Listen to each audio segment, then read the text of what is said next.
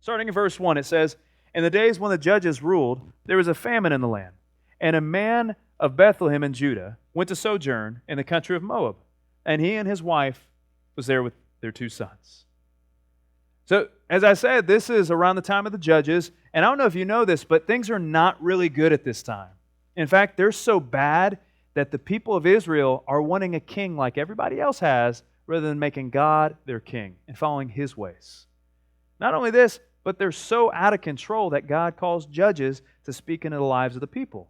And they're to judge the people according to the Old Testament law. And they're not following God. In fact, on repeat, the book of Judges over and over and over again says this. It says, "Every man did what was right in his own eyes." You know what they probably said back then? Maybe not in the same way we do, but they probably said something like we would. "Hey, what's true for you is true for you, and what's true for me is true for me." This is what it means to do what is right in your own eyes, is everybody has their own version of truth. And if you just follow it based on how you feel, then that's your truth. And who am I to say you should live any other kind of way? But as we said before, that's not love. That's actually hate, because you're not giving people truth in love and pointing them towards the one that loves them most, and that's God. So living in a way that they did what was right in their own eyes, this is the mindset, this is the mentality of the people in this day. Now verse 2. Verse 2. It says that the man who is mentioned here in verse 2 is with his wife and his 2 sons, and this man is named, what does it say in verse 2? What's his name? Elimelech. Good job. Some believe that he failed to trust God during the famine in Judah. And so, they believe that he had a lack of faith. And so he went to Moab. He left his people and he went to Moab. And some people believe that he was walking in disobedience, or he lacked trust in God, and that's why he left. And so do you think there was a good I guess, like reputation that his family had amongst Israel? No, probably not. Like, you left us. Well, we don't want you anymore. See you later. So they left the people. And it's hard to know if this is exactly, if it's actually breaking God's law by doing this. It's hotly debated amongst theologians if they were walking in sin by moving or not. Again, debatable. I got to keep on moving. One other thing that is a hot topic of conversation amongst Israel is the idea of marrying foreign women. Now, nowadays you live in America and you have people from all walks of life, all different cultures, all different languages, and what God was doing all throughout Israel's history was, it was not as much about preserving a race or necessarily a kind of culture, but more so, God was preserving a people who worshiped Him according to His Word. That has always been God's heart, is focused on worship and worshiping Him rightly. And so we see that in Exodus 34:11 and Deuteronomy 7:1, Moses gives a list of people they should not intermarry with. He says, hey, if they're from the Amorites or the Canaanites or the Hittites or the Perizzites or the Hivites or the Jebusites, one of my professors says, all the ites, they all end in ite, then don't marry them. Don't marry them. But guess what?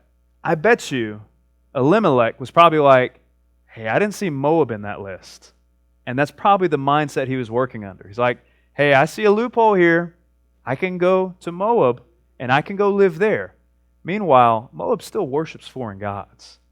But it's possible that he's working under this mindset. Their name's not listed. I found a loophole, God.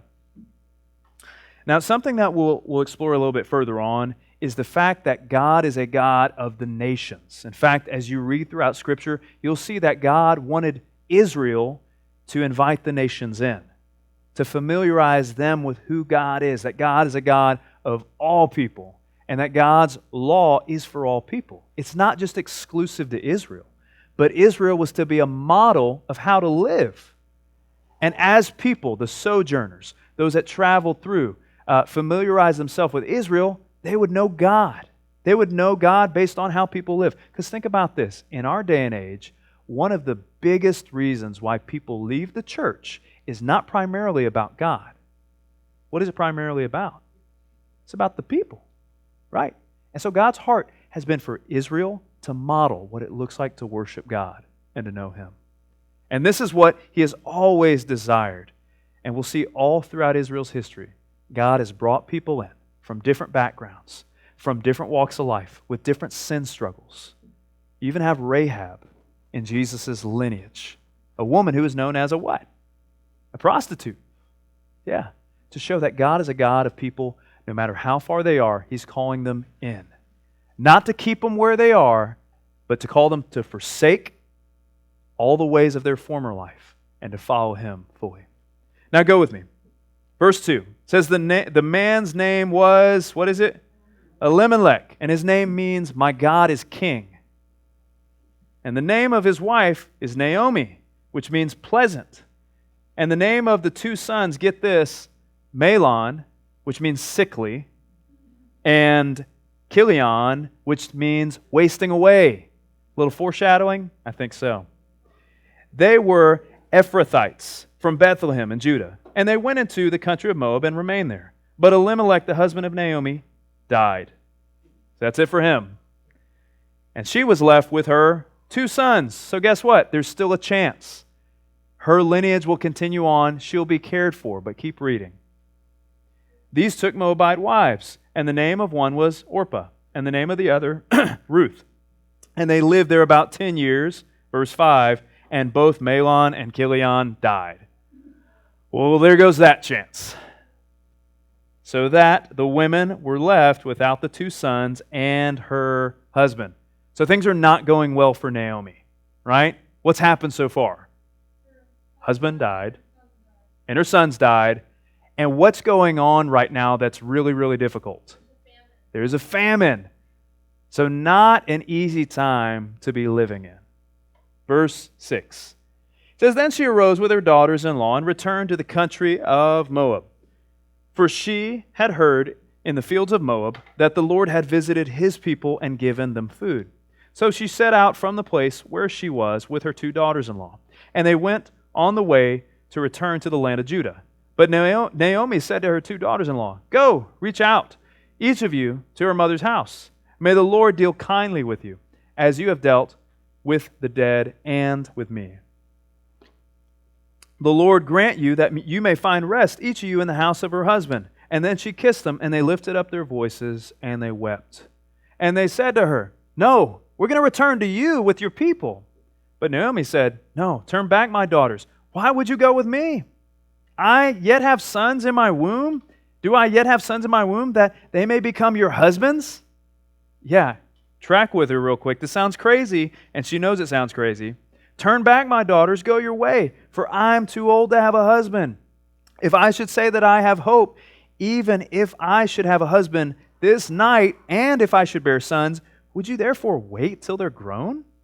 Would you therefore refrain from marrying? No, my daughters, this is exceedingly bitter. And remember that word, because that will mean something for Naomi. Exceedingly bitter. Bitter. Remember that. For or to me, for your sake, that the hand of the Lord has gone out against me. Then they lifted up their voice and they wept again. And Orpah kissed her mother-in-law, but what did Ruth do? She clung on to her. She didn't let go. So while working in the fields of Moab, Naomi hears about the Lord visiting her people. So this is good news. That means there's food back in Judah, back in Bethlehem. And when she hears about that, she heads back to her daughter-in-laws and tells them the news. And when she has a moment to think about this, what does she say? She says, hey, go back. Go back to your home. Go back with your family. There's nothing here for you. Like, you're not going to have any children. And if you stay with me, you're likely not to have a lineage that continues on past your life. This is it for you. And nobody's going to be there to take care of you in your old age, because they didn't have a system like we did today, where now you have like health care and you have extended living, or people helping you out in your extended years of your life, helping you out in the later stages. They didn't have that. So who did they rely on? Family. Yeah, the kids to provide for them. Verses 8 through 10 say that Naomi was not thinking primarily about herself, but instead her daughters-in-law. And that God had had blessed her through them. He said, hey, you've dealt kind with me. I pray that God will also bless you. He'll provide for you. And that one day you, verse 9, will have a husband, and you'll be in the home of your husband. This is her heart. And she wished them farewell, and they couldn't help but weep together. Now, here, I want to pause for a second. This is something I so appreciate about the Word of God. It gets into details. It gets into reality. It shows us that these are real people with real suffering, going through a hard time, and they have real emotion. And I think that's something to highlight here in the Scriptures, is that God wants to convey emotion. Emotion has a place in our life. In fact, emotion oftentimes will gauge what we really value. If we're broken about something, it means we've really considered what that thing is. If we're excited about something, then hey, that's something that God's put deep in our heart, and we want to see that thing fulfilled. If you were to look at the book of Ecclesiastes, chapter 3, verse 4, it says this about the positives of emotions. It says there's a time to weep, there's a time to laugh, there's a time to mourn, and there's a time to dance. There are times and places for every emotion. But here's one thing to know. Your emotion is a good gauge, but it's not something to live by. Hear me again. Your emotion gauges things, but it's not something you want to live by. Does that make sense? You don't want to live on your emotions constantly because they'll take you to places that maybe and most likely are not for you. Instead, God says to seek Him first above all things, and what you need will be what? Added to you, provided for you. So there's a way in living. Emotions aren't bad, we just don't want to base our life on them. And what happens through this weeping? Guess what it does for these three women? It bonds them together. You ever been through a situation like that? You ever been to a funeral? You ever had a hard time happen and people bond over sorrow and moments of suffering? You see, there's a place for that. There's a time for that. And I think one of the things my generation, and definitely in y'all's generation, that's easy for us to escape is the reality of suffering. It's easy to escape. It's easy to kind of walk away or to not respond to something. But here's a truth I want you to really consider. While weddings are fun to go to and they're exciting to celebrate, go to just as many funerals in your life. Because in funerals, there's a depth to what someone's life means. There's a reality that this world is not our permanent dwelling. That one day all of us will meet our Maker and stand before Him, and we'll have to give an account of our life. That's the reality. No one ever has escaped this world alive forevermore except Christ. And Christ is the one who has the power to life. Let's continue on. Verse 10.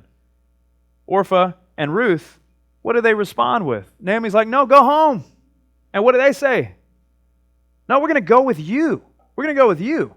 To which Naomi responds back in verses 11 through 13, tell him, hey, you're going to have to wait a long time. Like, I don't have a husband, and if I were to have a husband, then I'd have to have kids for you. If you're going to be a part of my family, you have to marry back into my family.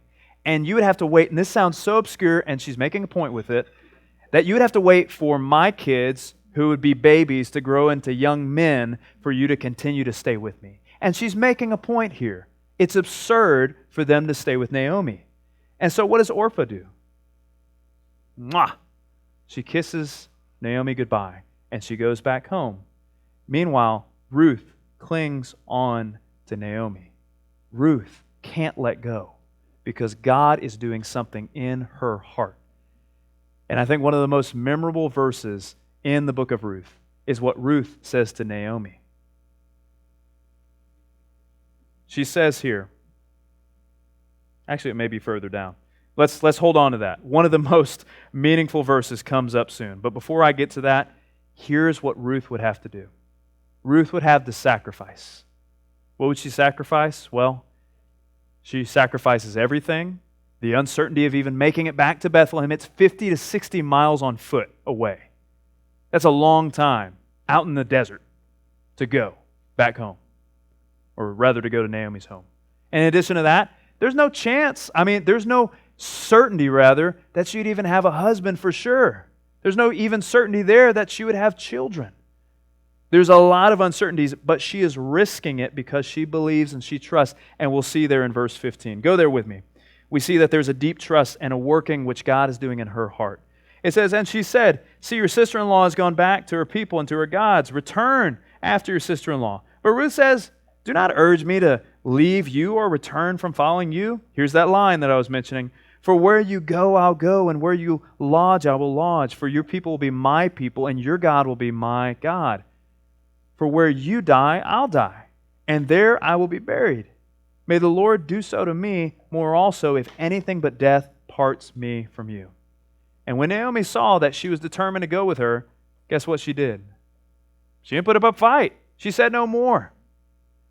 So Naomi was convinced. Ruth had the Lord working on her heart. And how do we know that? She says, your God will be what? My God. And I'm going to go where you go. I'm going to stay where you stay. Now, what's so interesting, I really want to highlight this because I don't want you to miss it. When she says, your God will be my God, we don't see it here in the English, but in the Hebrew, she's saying Yahweh, which is familiar, which is what the people of Israel would call God. Yahweh will be my God.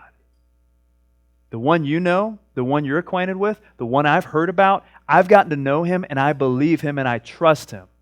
As where foreigners would actually call God by a different name, they would call Him Elohim, which is more like, oh yeah, your God, the one you follow, I know about Him. It would be kind of like today saying, oh, the man upstairs. The big man upstairs who calls the shots, right? That sounds very unfamiliar, like you don't have a relationship with Him. But Ruth is saying, no, I've gotten to know Him, and I trust Him, and He's familiar with me, and I'm familiar with Him. This is what's going on. People who truly know God talk about Him in such a way where they can share experiences of things God has done. If you say you know God, but you can't talk about God in a personal way, it's possible that you actually don't know God. It's possible. Those who are close talk about Him in a familiar way. Then Ruth takes one more step and shows Naomi how serious she is. She goes on to say this, listen, may the Lord do so to me, and more also, if anything but death parts me from you. Meaning, hey, I'm all in. I'm all in. Like, to the death I will follow you.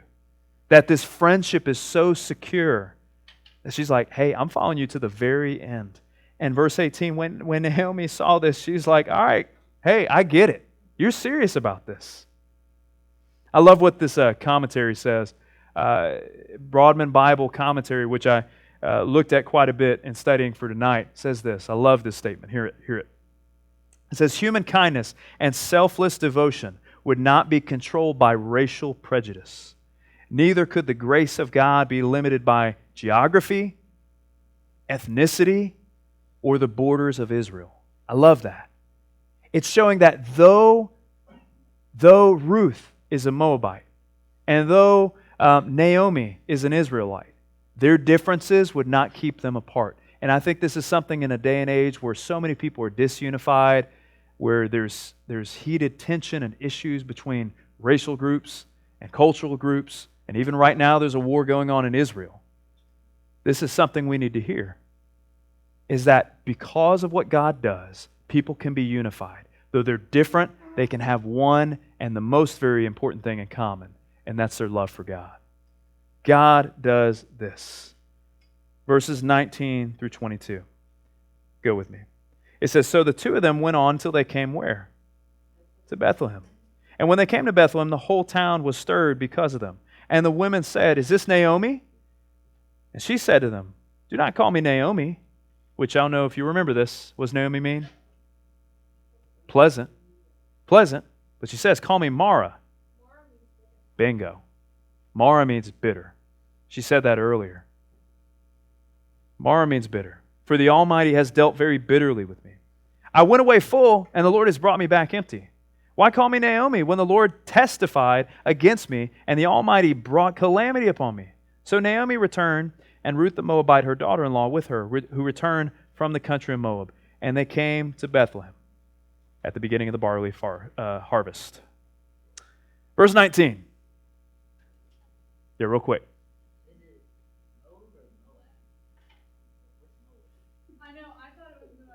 Moab. Depends on who you talk to. All right, let's keep moving. So verse 19. Verse 19. It says that when they came to Bethlehem, the whole town is stirred up because of them. Now, at first glance, I thought this meant, oh, man, like they see those two and they're like, oh, cool. So you have a Moabite and an Israelite and they're getting along and the whole town is excited about this. Wrong. Actually, what's going on here is the town is gossiping about them, saying, would you look at them? Isn't that Naomi? Oh, man, she was married to that dude Elimelech. They're traitors. They left us. When things got hard, they were gone. Now things are easy. Now we have food. Oh, look who's back. Look at these bandwagoners. Right?